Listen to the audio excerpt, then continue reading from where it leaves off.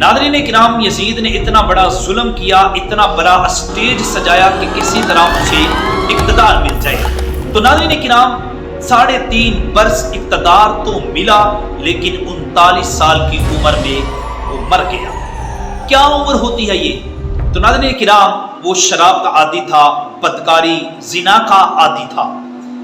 تو یزید کو ایک رومی لڑکی سے عشق ہو گیا۔ اس لڑکی نے اسے ایک جنگل میں بلایا۔ تو جب وہ جنگل میں گیا، شراب کے نشے میں گم تھا، تو لڑکی نے خنجر کے وار کر کے اسے یہ کہتے ہوئے ہلاک کیا کہ تو اپنے نبی کے نواسے کے ساتھ وفاداری نہ کر سکا، تو ایسا بدبخت ہے، میرے ساتھ کیا وفاداری کرے گا؟ تو ناظرین کرام، جب یہ بات کہی، اس کو ہلاک کر کے وہ لڑکی وہاں سے چلی گئی۔ کئی دن تک اس کی لاش وہاں پڑی رہی، چیل کوے اس کی لاش کو نوچتے رہے، اور اس کے ساتھی اس کو ڈھونڈنے کے لیے نکلے۔ تو جب وہ جنگل میں آئے تو اس کی سڑی لاش کو پایا، پھر اس کو دفنا دیا گیا۔ یہ انجام ہوا ہے ان یزیدیوں کا۔ ناظرین کرام، یزید کے بعد سب سے بڑا جو کوفہ کا گورنر تھا، جس کا نام ابن زیاد تھا۔ ناظرین کرام، یہ بھی بہت بڑا مجرم تھا۔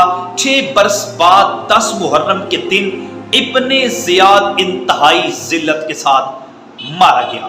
اس کی لاش، اس کا سر یعنی کہ کٹوا کر کوفہ میں مختار ثقفی کو بھجوایا گیا۔ یہ وہی محل تھا جہاں آقا حسین کے سر انور کو لایا گیا۔ ٹھیک 6 سال بعد ابن زیاد کے سر کو لایا گیا۔ اب اس کا جب سر رکھا گیا، ایک بہت بڑا سانپ آیا، لوگ ڈر گئے۔ وہ سانپ ابن زیاد کے سر کے اندر چلا گیا۔ کبھی وہ آنکھوں میں جاتا، آنکھیں نوچتا، کبھی وہ کان میں جاتا، تو یعنی کہ کبھی آنکھوں میں جاتا، کبھی ناک میں جاتا۔ تو یہ واقعات ان یزیدیوں کا انجام ہمیں بتاتا۔ لوگ ڈر گئے، سانپ کو دیکھ کر لوگ ڈر گئے، لیکن وہ سانپ اس ابن زیاد کے سر کے اندر چلا گیا۔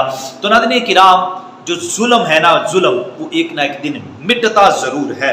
یہ واقعات ان یزیدیوں کا انجام ہمیں بتاتا ہے، یہ ظلم جو ہے نا، زیادہ دیر نہیں چلتا۔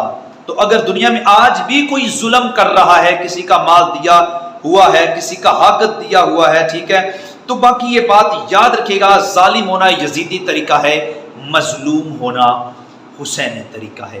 باقی آپ کی کیا رائے ہے کمنٹ سیکشن میں لازمی اظہار کیجیے گا۔ چینل کو سبسکرائب کر لیں۔ تھینک یو، السلام علیکم۔